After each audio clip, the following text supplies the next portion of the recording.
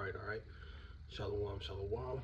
First and foremost, we give all honor, glory, and praises due to Yahweh, Ba'ashem, Yahushai, Ba'ashem, Rakam. I also want to give double honor to the elders and apostles at Great Millstones, teaching his truth and sincerity. Also, who rule well. Peace and salutation to the hopeful elect that scatter four corners of the earth, whoever they will be, which are you so-called Negroes, Latino Hispanics, and Native American Indians. You know, the so-called Israelites that's coming out, the elect nation of Israel that the Lord is only dealing with. Okay? So, you know, today I was going to the plantation, just meditating, you know, a good lesson to get into, so to have that balance, Spirit had, brothers to be, getting with, heritage, things that we should know, getting into the basics and also prophecy, okay, to speak before. But me meditating on the lesson, and also going back to the basics, and I was thinking, basics. When you get into a fight or training, boxing, some brothers in martial arts, you got to start with the basics. And sometimes with the basics, you get a stronger foundation. But the point, and I'm probably going to title is, fight for your crown. I'm a fan of boxing, and you got to be a warrior and fight to the end, to get that belt.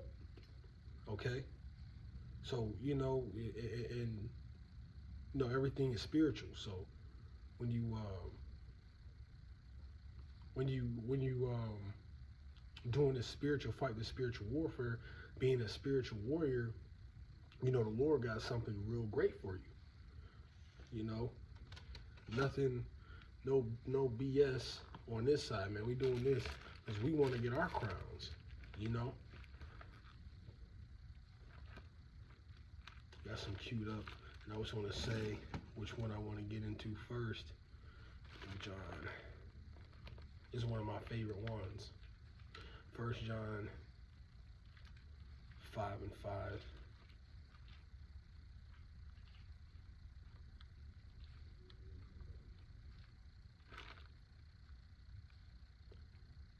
Actually, I'll start at 4. All right, and it reads, "For whatsoever is born of Yahweh overcometh the world, and this is the victory that overcometh the world, even our faith. Who is he that overcometh the world, but he that believeth that Yahushai is his son of Yahweh?" All right, so let's go back to 4. It says, "For whosoever is born of Yahweh overcometh the world, and this is the victory that overcometh the world, even our faith." So when you win and you overcome, like I said, when you take the victory, I mean you overcome the treacheries, the vibrations, the lifestyle of this world that we're living in. From especially amongst this is the captivity that we in. Esau, Edom's ruling over us, slaves, woman's going over you. We got these 2/3, and also the fights that you got to deal with the flesh as well. But you got to fight. And it says, "And he that overcometh the world, who is he that overcometh the world, but he that believeth that Yahushai is the son of Yahweh?" Yeah, and that's also, believing and having faith. And that's a gift from the Lord. So you need to exercise it. And those people that overcome are his elect, because they're going to understand the wisdom, knowledge, and understanding. They're going to wake up to their heritage. They're going to fight for that crown until the very end, even if they have to, go through death.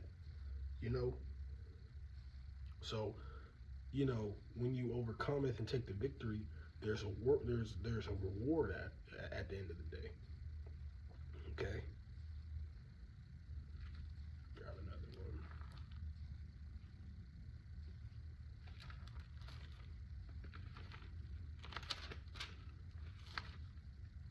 Luke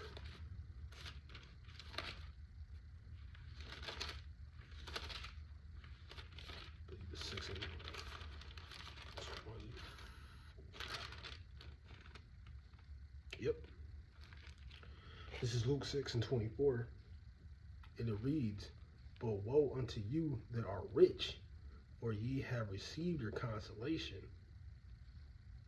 All right, and when you say woe to the one that was rich, you know, doing things for money, and they always say it's harder. It's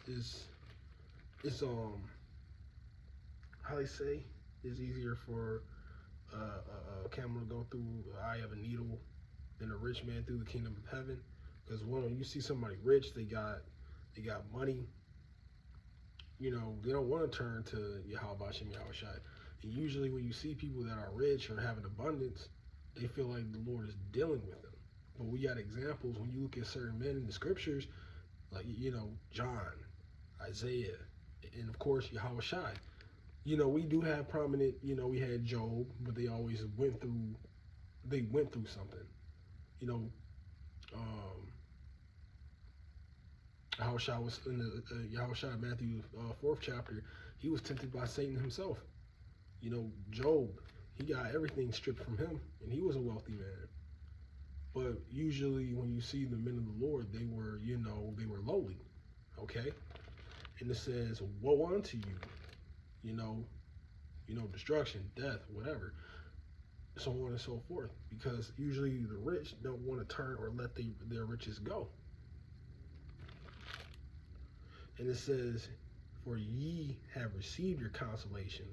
And you got to think, sometimes when you go to an arcade or something to that nature, it was this one game called Stacker, where you got to stack up so high, and you'll go to like a consolation prize, which was usually like something like probably some candy, a little yo-yo.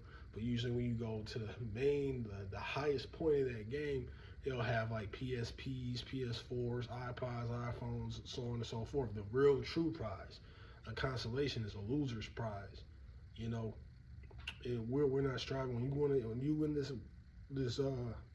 fighting the spiritual warfare and trying to get your crown from Yahushai, you're going to fight to the very end and try to get the real prize.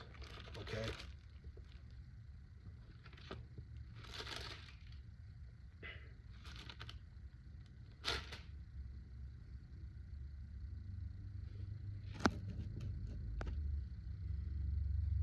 Oops. I know I wasn't tripping. Oh man, I'm Salakia. But Matthew 6:19, roughly paraphrasing, it says, we gotta lay up our treasures up in heaven. I'm sorry, I gotta get it. I got another Bible, but I was transferring precepts. But roughly paraphrasing, Matthew 6:19 tells you to lay up your treasures up in heaven. Where it's not corruptible. Nobody can steal it, because over here, this money is nothing but fiat. People can steal it. It gets wet, it's destroyed. But when you get into the kingdom of heaven, that's what we're striving for. You'll be good. It's gonna be yours. You don't gotta look over your back. This is like I said, what you have money, but then you gotta watch it back for a 2/3.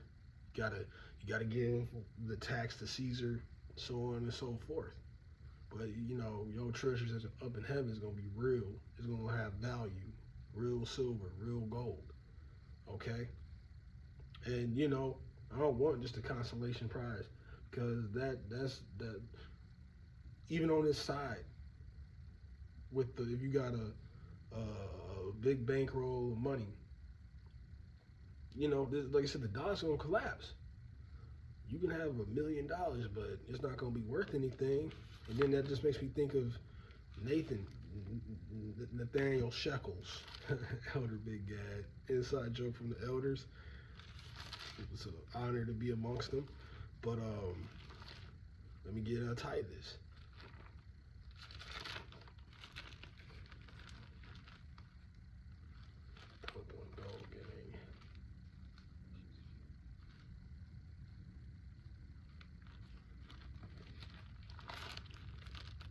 All right. And then when I think about him, per se is you definitely gonna get it because you know you're an Israelite, and the punishment for teaching the scriptures and breaking them wrong is death. And we had, we do let brotherly love continue. There have been times where we also say that we hope you come out of it, but everybody has to play their lots. We are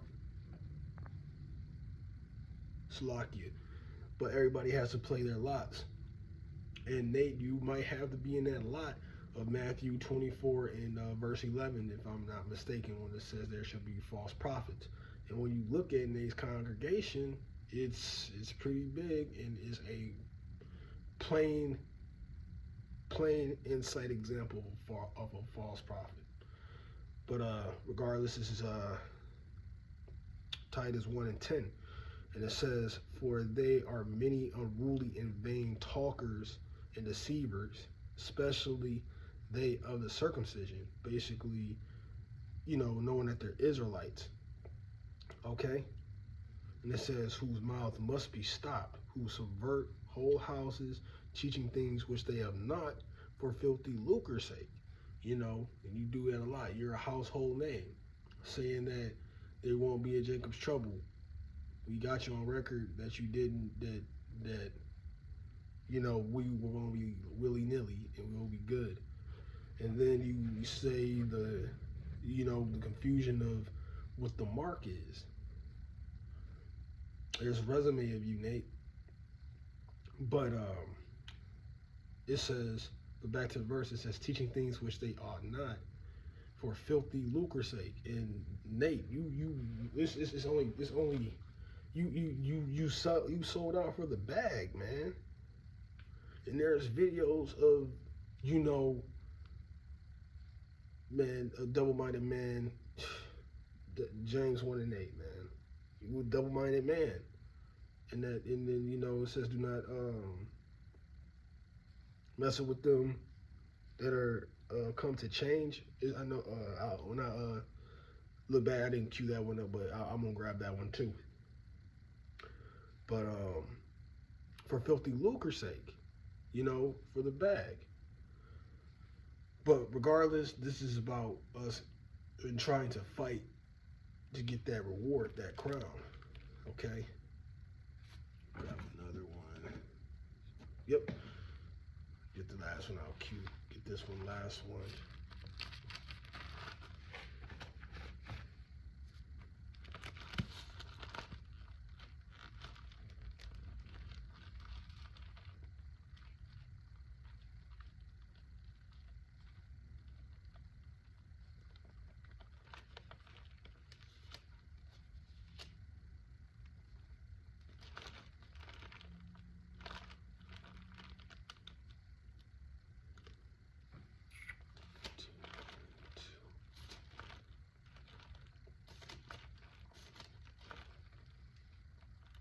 All right, let's start from the top. This is John 14 and 1. It says, let not your heart be troubled.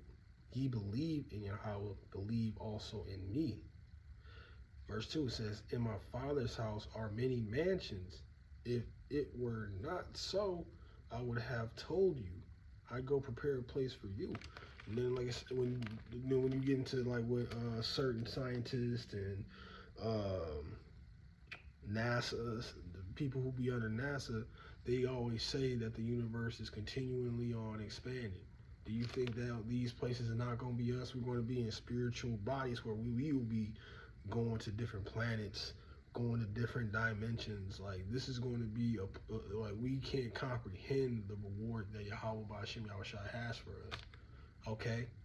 And like I said, the place, he says, my Father, it says, in my Father's house are many mansions. And you have to remember, we're on earth, and the Lord counts this place as his footstool. So you trying to just get the bag and trying to get little things, or that American dream on this side, is all gonna come to utter disruptance, man.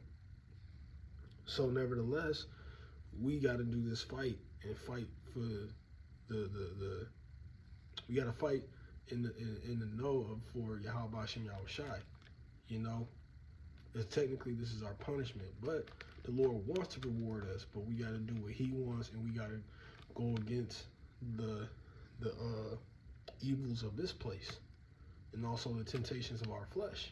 You know, chains of darkness. But keep on fighting.